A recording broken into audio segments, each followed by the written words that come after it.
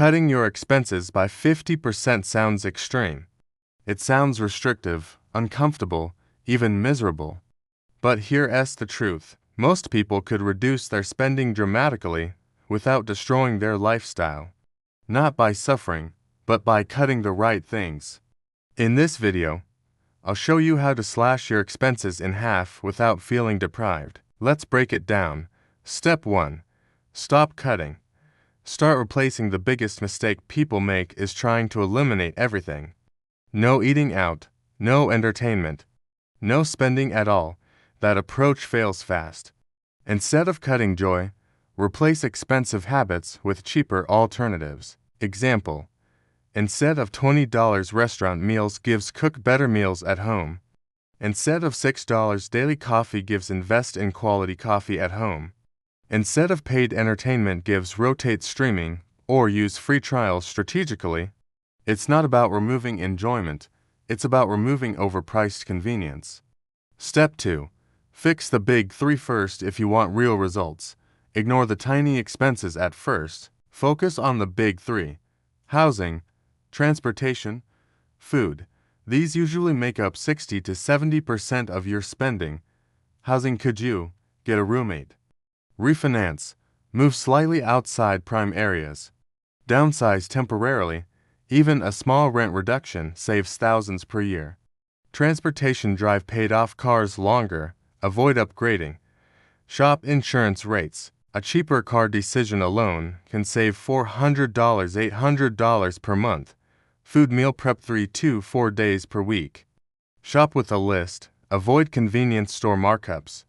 Fixing just these three categories can cut expenses massively without touching your happiness. Step 3. Eliminate invisible spending. Now we move to the silent leaks: subscriptions, auto renewals, unused memberships, impulse Amazon buys, food delivery fees. Most people don't feel these individually, but together, hundreds per month. Do a 90-day spending audit. Ask, did this improve my life meaningfully? If the answer is no, cancel it. Financial freedom is often hidden behind cancellation buttons. Step 4. Redesign your social spending. This is where people feel miserable, because social life often equals spending, but connection doesn't require high spending. Host dinners instead of restaurants, walks instead of bars, game nights instead of expensive outings, happy hour instead of full-price evenings. Most friends care about time together, not how much you spend. If they don't, that's a different problem.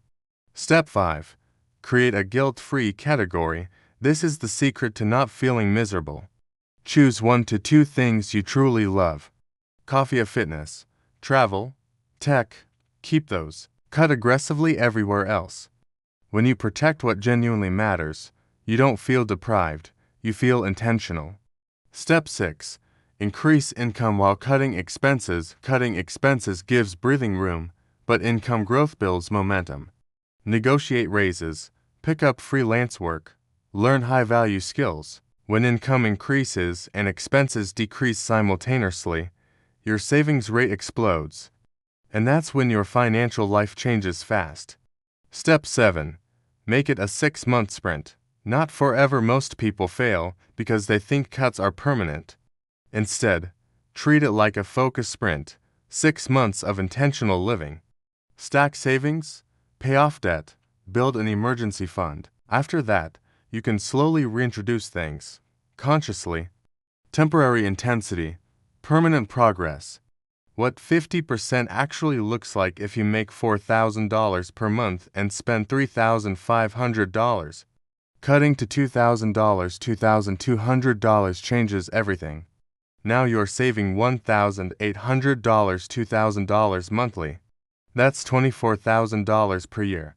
Invested consistently, that's how wealth starts compounding. And you didn't suffer.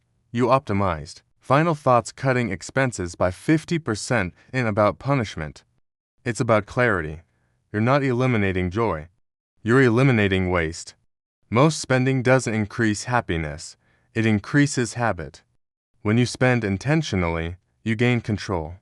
You gain margin. You gain options. And options are the real definition of wealth.